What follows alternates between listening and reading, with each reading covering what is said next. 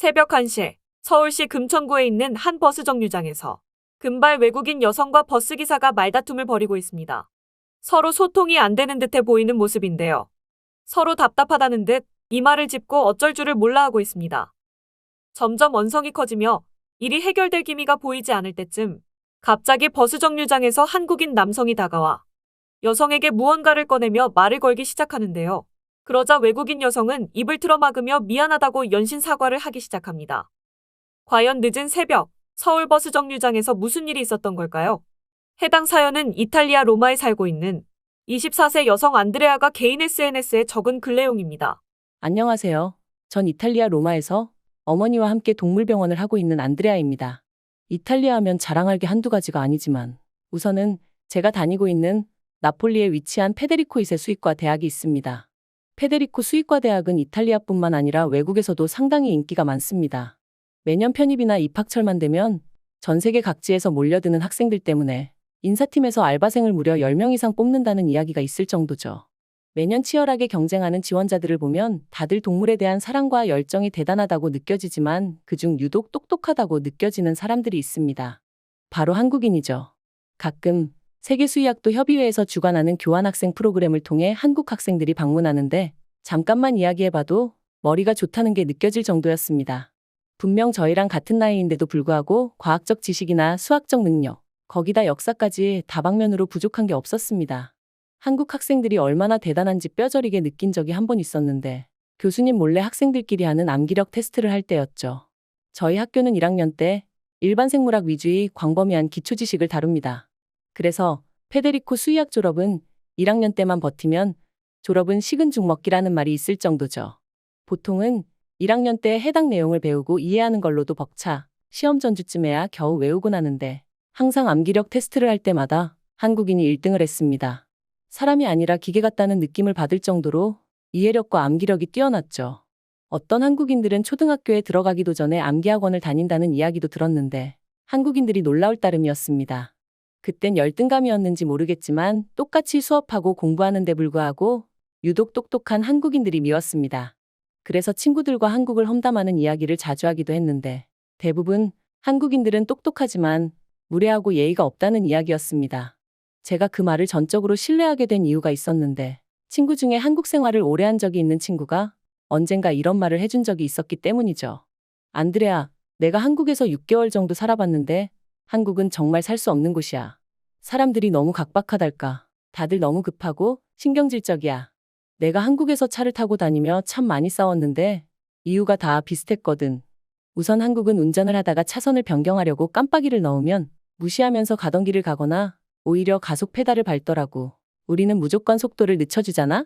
또 주차장에서도 후진하는 차를 보면 충분히 거리를 벌려서 기다려주지 않고 크락션을 울리면서 더 상 빼지 말라고 경고하더라고.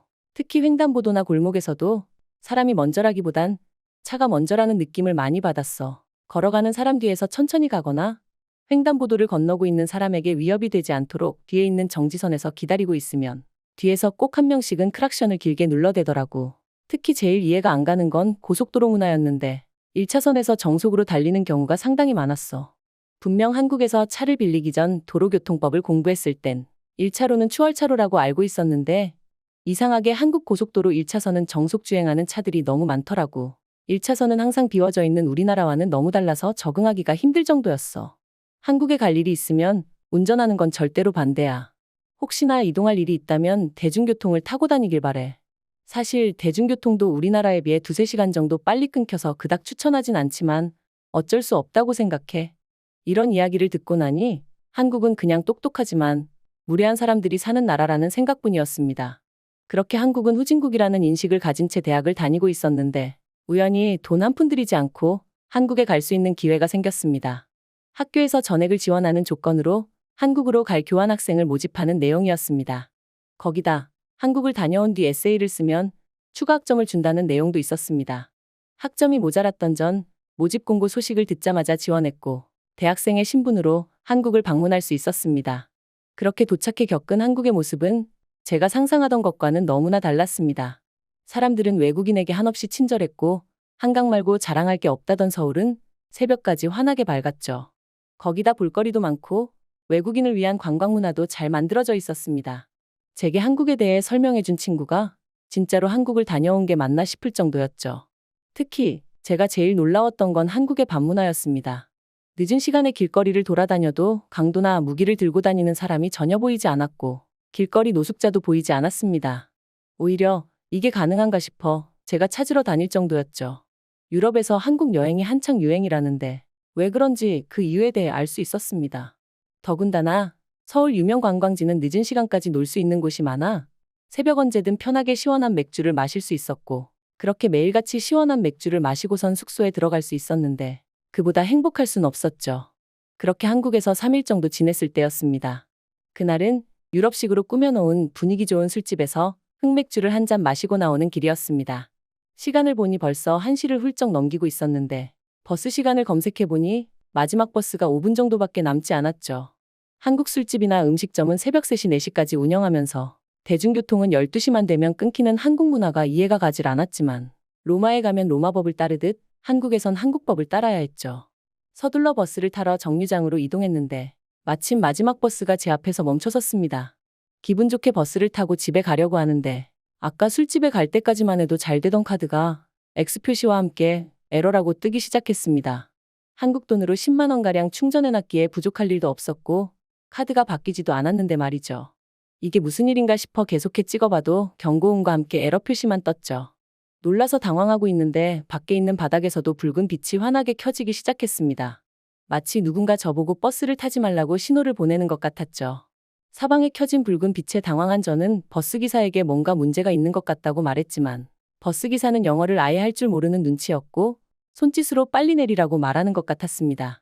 내일이라도 다시 낼 테니 지금 마지막 버스만 타게 해달라고 부탁했지만 버스기사는 당장 내리라는 듯 밖을 향해 단호하게 손가락질을 하고 있었습니다.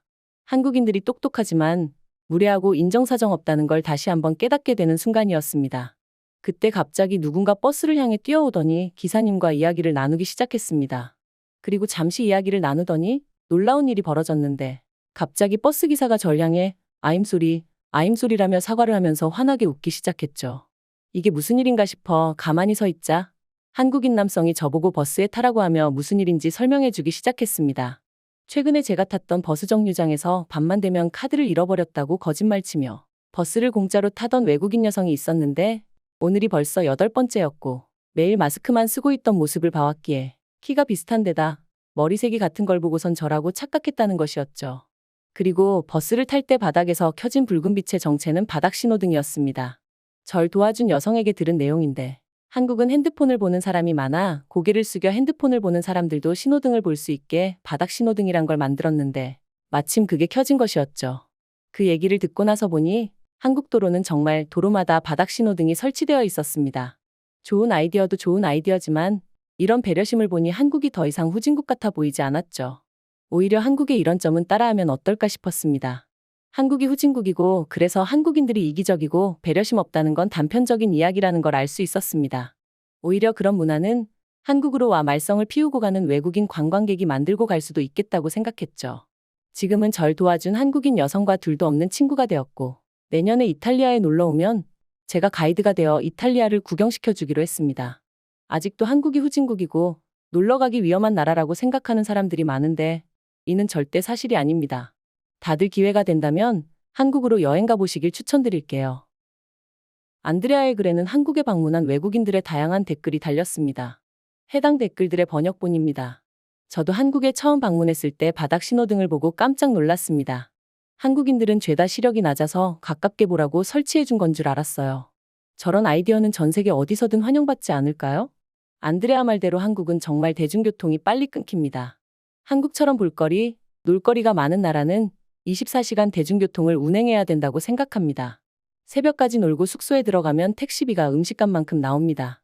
만약 버스에서 한국인 친구가 도와주지 않았다면 꼼짝없이 도둑으로 몰렸겠는데요? 어찌 보면 생명의 은인이라고 봐도 되겠어요. 한국에 간 제 친구들도 한국에서 도움이 필요하면 어디선가 한국인들이 갑자기 나타나서 도와주고선 쿨하게 사라진다고 하더라고요. 남의 나라에서 무임승차를 하다니 정말 겁도 없네요. 노란머리라고 했으니 프랑스인이 아니었을까요? 범인은 안 잡히고 엉뚱한 사람이 잡혔네요. 한국인이 외국인한테 불친절하다고요? 몇십 년 전 이야기를 알고 있는 거죠? 요즘 한국인들은 영어도 잘하고 외국인들한테 너무나 친절합니다. 아마 중국인이랑 일본인만 싫어할 거예요. 한국인들의 운전 습관을 처음 보면 많이들 겁먹곤 합니다. 저도 한국으로 일하러 와서 운전했을 때 정말 놀랐습니다. 도로마다 레이싱장이 열린 것처럼 깜빡이도 없이 운전하더라고요. 서울은 모르겠는데 부산에서 처음 운전했을 땐 두 손이 벌벌 떨렸습니다. 사연튜브는 여러분들의 구독과 좋아요, 다양한 댓글이 평소 한국에서 접하기 힘든 외국인들의 사연과 이야기를 찾아 번역하는데 큰 힘이 됩니다. 앞으로도 다양한 외국인들의 사연을 찾아 전해드리겠습니다. 끝까지 시청해주셔서 감사합니다. 오늘도 좋은 하루 되세요.